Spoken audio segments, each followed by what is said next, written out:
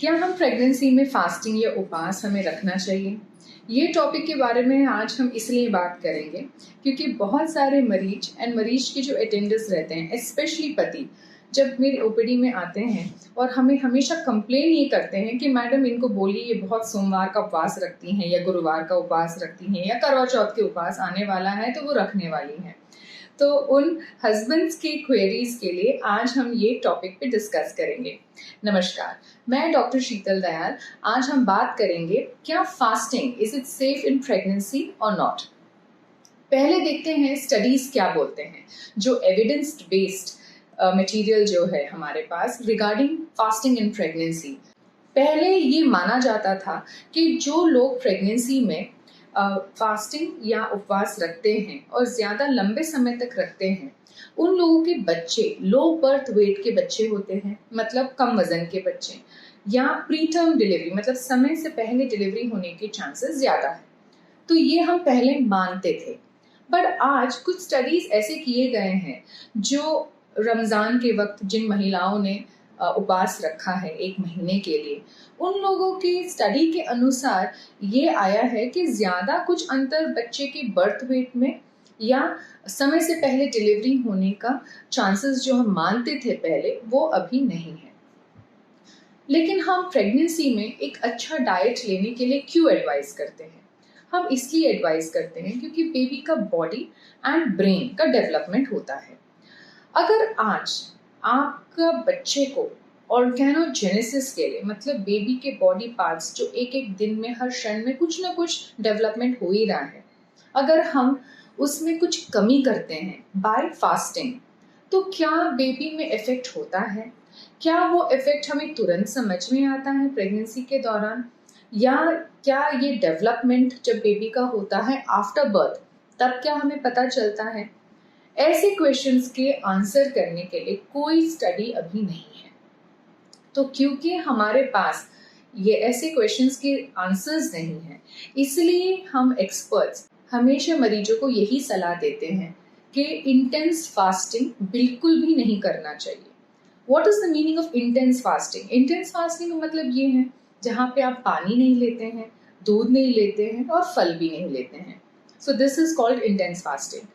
इसीलिए क्योंकि हमें नहीं पता कि इसके बच्चे में प्रभाव क्या आज आएगा, क्या कल आएगा, तो इसलिए हम अवॉइड करने के लिए बोलते हैं।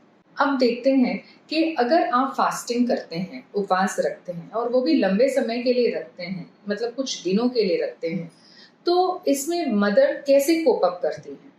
अब बॉडी को तो पता ही है कि बच्चे को ग्लूकोज जाना चाहिए, baby has to depend upon the mother. तो मदर के बॉडी में ऐसे क्या क्या चेंजेस होने लगती हैं? जब आप कंटिन्यूसली उपवास रखते हैं और आपका इनटेक कम होता है, मतलब आपको ओरली आप नहीं लेते हो जिसके कारण ग्लूकोज नहीं प्रोड्यूस होता है, तो आपका बॉडी एक स्टार्वेशन मोड में चला जाता है। वो स्टार्वेशन मोड में आपका जो फैट स्टोर्ड है आपके बॉडी में, वो यूटिलाइज आपका बॉडी करता है, एंड इस प्रोसेस में कीटोन्स प्रोड्यूस होता है। ये कीटोसिस प्रेगनेंसी के लिए अच्छा नहीं होता है क्योंकि ये माँ को इफेक्ट करता है in due course of time. अगर कीटोन्स पॉजिटिव है मदर के यूरिन में, तो फिर कभी कभी ऐसे पेशेंट्स को हमें हॉस्पिटलाइज भी करना पड़ सकता है। तो इसीलिए you should not have continuous fasting. तो ये कौन से मरीज हैं तो ठीक से कोप अप कर सकते हैं? वो मरीज हैं जिनमें फैट स्टोरेज ऑलरेडी है, मतलब अगर आप में मोटापा है तो आप उपवास और ये फास्टिंग, आपका बेबी शायद और आपका शरीर शायद ज़्यादा अच्छे से कोप अप करेगा क्योंकि आप में फैट स्टोरेज है।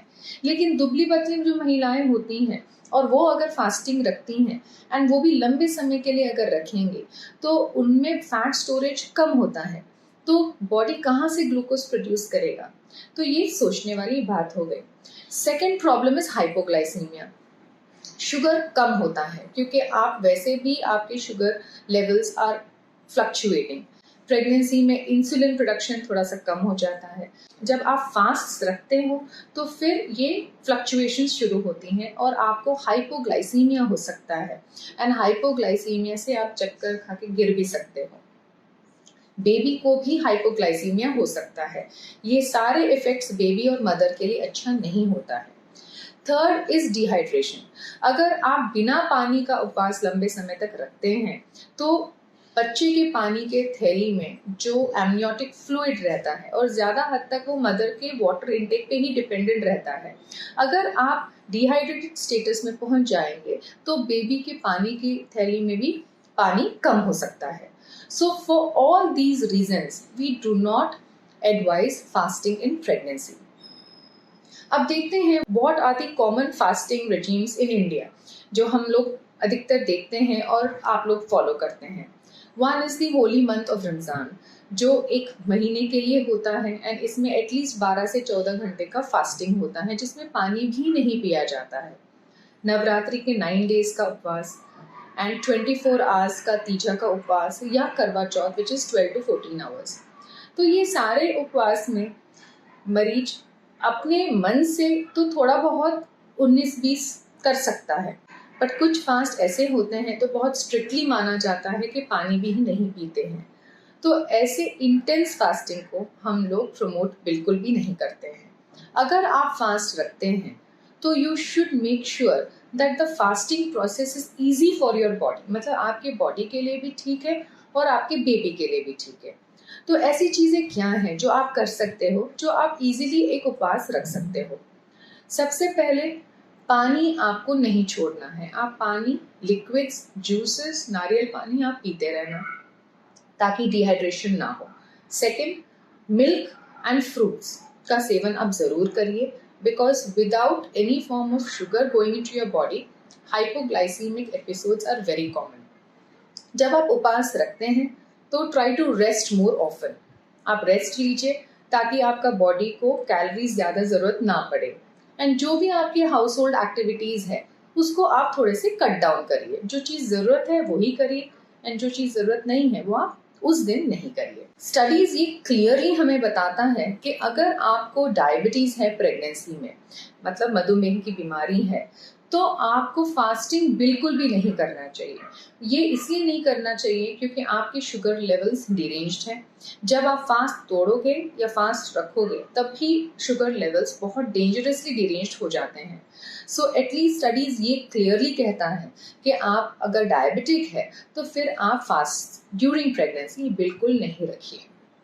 अब देखते हैं कि what are the warning signs, मतलब आप अगर उपवास रख रहे हैं, कंटिन्यूसली रख रहे हैं, तो क्या क्या वार्निंग साइंस आपको कीटोसिस या हाइपोग्लाइसीमिया से डेवलप हो सकता है जिसके कारण या जिसके होने से आपको तुरंत अपना फास्ट तोड़ देना चाहिए। सबसे पहले, अगर आपका वजन नहीं बढ़ रहा है आपकी एंटीनेटल चेकअप्स में, then this is a sign that आप ज़्यादा उपवास रख रहे हैं और आपका कैलोरी इंटेक कम है। बहुत प्यास लगना, यूरिन का फ्रीक्वेंसी कम होना, यूरिन आपका डार्क कलर्ड होना, डिहाइड्रेशन का साइंस होते हैं। अगर आपको बार बार यूरिनरी ट्रैक्ट इन्फेक्शंस हो रहा है तो ये भी डिहाइड्रेशन की साइन हो सकता है। अगर आप अल्ट्रासाउंड कराओगे और डॉक्टर बोलता है कि पानी की कमी है, then oligohydramnios is also a sign of maternal dehydration.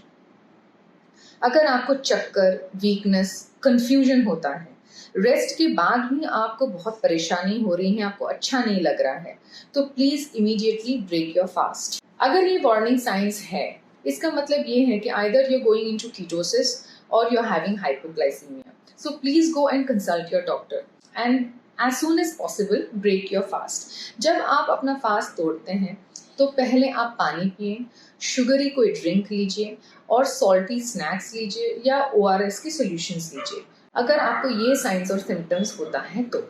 जब आपने फास्ट कर लिया है, उपवास रख लिया है और तोड़ने का टाइम आता है तो ऑटोमेटिकली ऐसा लगता है कि बहुत भूख लगने लगी है एंड एक टेंडेंसी होता है कि हम पूरा भरपेट खाना खा लेते हैं। बट प्रेगनेंसी में एक प्रॉब्लम होती है, हार्मोन्स के कारण अपना डाइजेशन बहुत पुअर होता है, तो your body can not take in so much of food at one time. तो इसलिए जब आप फास्ट ब्रेक करते हैं तो पहले आप पानी पीजिए, उसके बाद एक लाइट मील लीजिए। शुगर की चीज़ें मतलब मीठी चीज़ों को लास्ट में लीजिए और सबसे कम लीजिए। वो इसीलिए क्योंकि आप इमीडिएटली अगर खीर या कोई मिठाई या प्रसाद खाने शुरू करेंगे तो आपका शुगर लेवल्स बहुत जल्दी फ्लक्चुएट होगा। So it is always better to have a small light meal and फिर आप अपना डेजर्ट लास्ट में लीजिए। अब इसमें क्या निष्कर्ष निकलता है?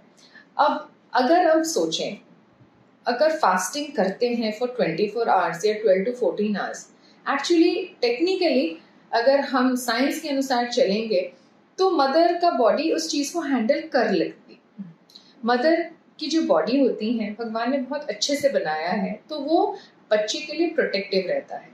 बट अगर आप फास्टिंग बहुत लंबे समय तक करेंगे तो मदर एक स्टार्वेशन मोड में चली जाती हैं, and this starvation mode is not good for the mother and not good for the baby. हम सभी जो है माता या देवी जी के बच्चे हैं, तो अगर आप कभी उपवास नहीं रख पाए या उपवास रखते रखते ही आपको लगता है कि अब मेरे से नहीं बनता है, तो फिर आप अपना उपवास को तोड़ दीजिए। कभी कोई भगवान अपने बच्चों से गुस्से में नहीं रहते हैं। एंड अगर आपके घर वाले भी ये कंसर्न रहते हैं कि आप उपवास ना रखें या इतना उपवास नहीं रखना चाहिए जिससे बच्चे पे कोई इफेक्ट हो, तो उनकी भी बात कभी कभी मान लेना चाहिए। क्योंकि हम ये आज कभी बता नहीं सकते हैं कि आपके उपवास या फास्टिंग के प्रोसेस में क्या बेबी को कोई हानि आज हुआ है या कल हमें पता चलेगा, ये भी हम नहीं बोल सकते। तो इसलिए it is always safer to avoid intense fasting. And अगर आप अपने भक्ति भावना से फास्टिंग रखते भी हैं तो फिर आप milk, fruits and lot of water के साथ आप फास्टिंग रखिए। Thank you.